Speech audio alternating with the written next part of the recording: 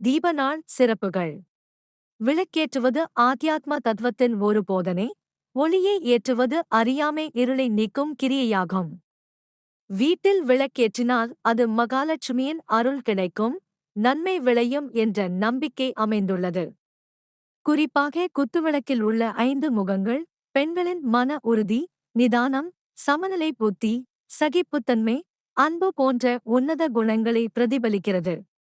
கார்த்திகை மாதத்தில் பார்வதி தேவி விரதமிருந்து சிவனுடன் அர்த்தநாரீஸ்வர வடிவத்தில் ஒன்றாகிய நாளே தீப திருவிழா ஆகும்.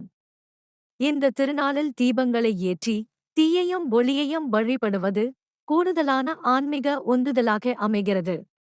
இதன் மூலம் நாம் உலகிற் சங்கரணத்தை பொருட்படுத்தாமல் ஒளி போன்ற நல்லுணர்வுகளை உளத்தில் வளர்த்து தானுடன் வாழ்வதற்கான அறிவுரையை பெறுகிறோம்.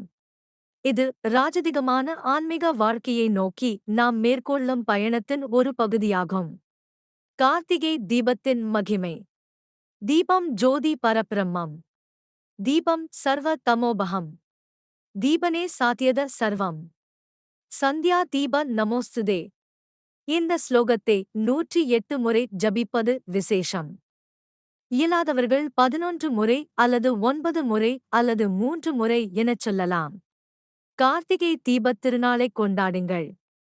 சிவபார்வதியை தம்பதி சமேதராக வணங்குங்கள். வாழ்வில் சகல ஐஸ்வர்யங்களும் கிடைக்கும். வீடு மனை யோகம் கிடைக்கும். இழந்ததையெல்லாம் கிடைக்கப் பெறுவீர்கள். இன்னல்களில் இருந்து விடுபடுவீர்கள் என்பது உறுதி.